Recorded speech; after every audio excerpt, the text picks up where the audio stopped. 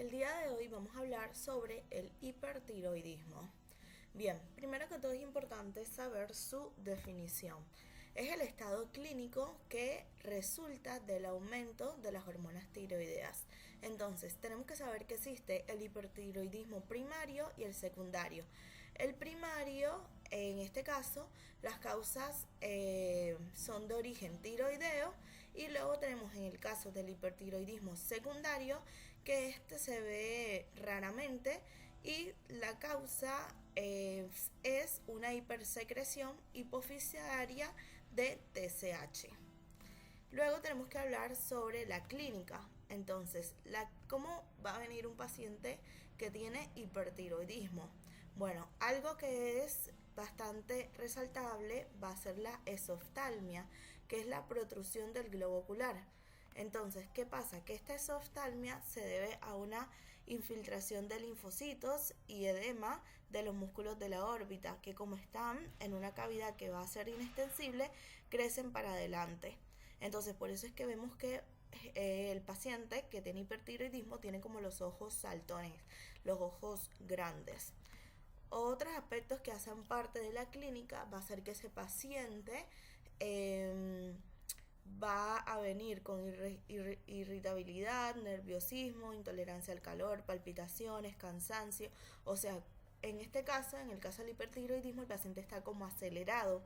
Caso contrario del hipotiroidismo, que el paciente tiene el metabolismo basal disminuido y entonces viene como todo lento. En este caso, está como acelerado, viene todo rápido, porque va a tener insomnio, sudoración excesiva, puede tener aumento del apetito, fibrilación auricular, caída del cabello, entre otros.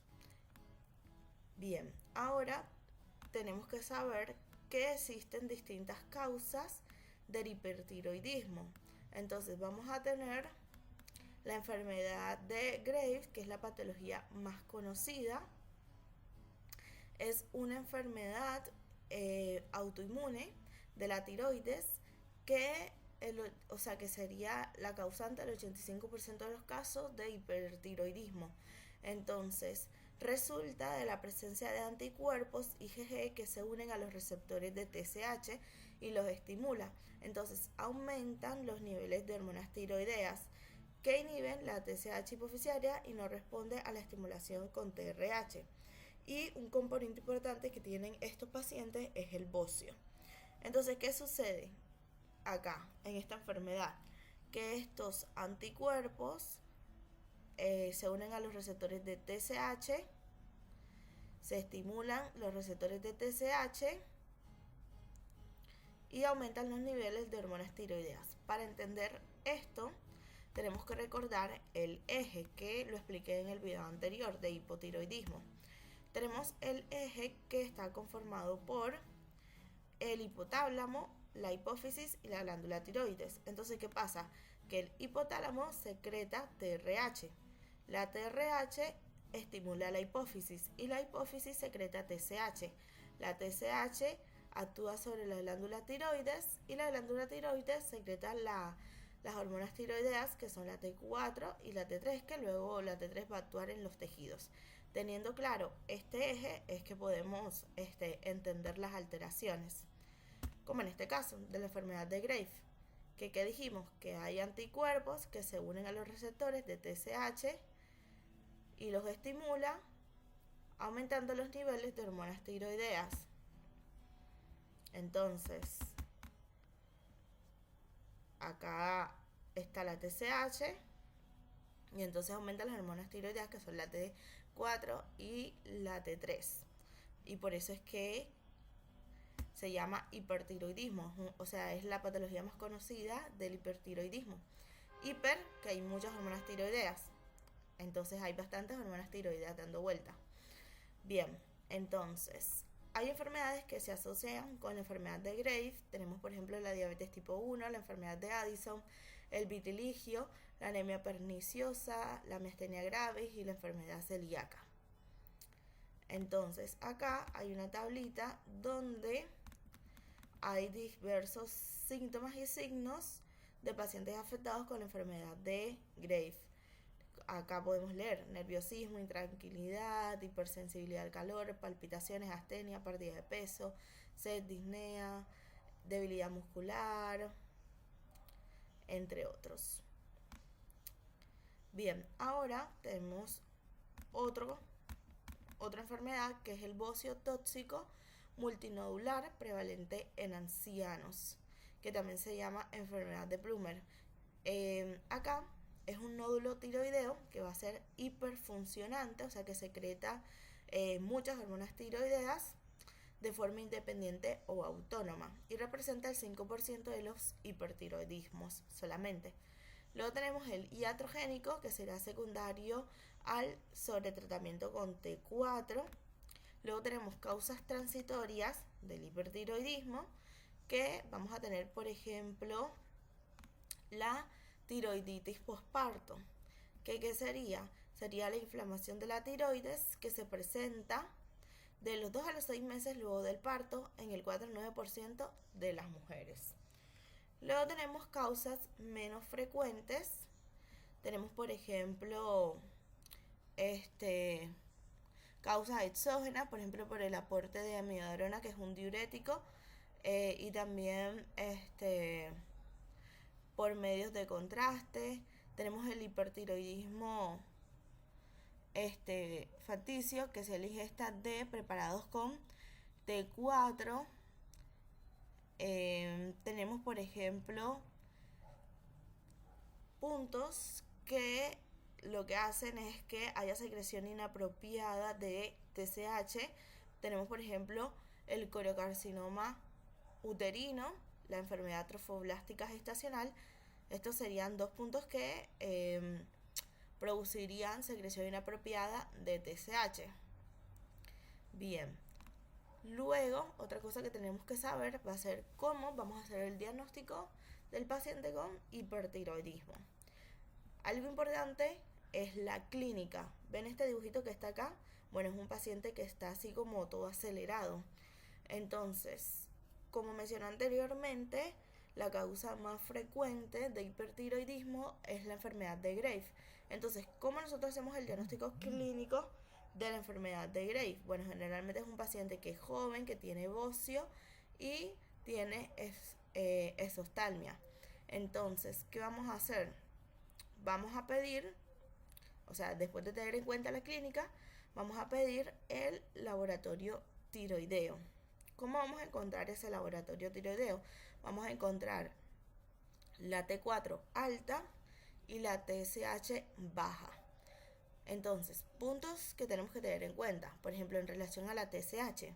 Si esta es normal, puede descartarse. O sea, descartamos el hipertiroidismo.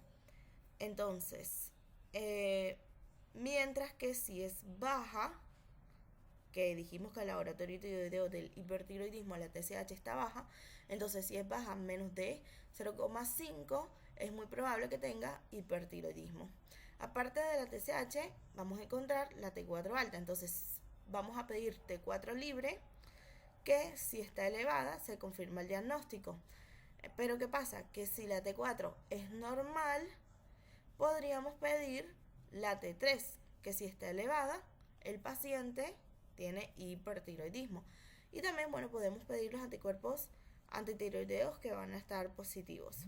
Otra cosa que podemos pedir es una ecografía de la glándula tiroides, que obviamente el tamaño va a estar aumentado. Ahora vamos a hablar sobre el tratamiento. Tenemos tratamiento médico quirúrgico y con yodo radiactivo. En el tratamiento médico se puede usar metimazol, que es un fármaco que inhibe la síntesis de las hormonas tiroideas. Entonces tiene una dosis inicial de 10 a 30 miligramos por día. Tiene una duración de 18 meses este tratamiento y hay que hacer seguimiento clínico y control con T4 al mes de iniciar el tratamiento y luego trimestral. Entonces, ¿qué va a pasar? Que una vez que se llega al eutiroidismo, se disminuye la dosis hasta llegar a la dosis de mantenimiento, que es de 5 a 10 miligramos por día.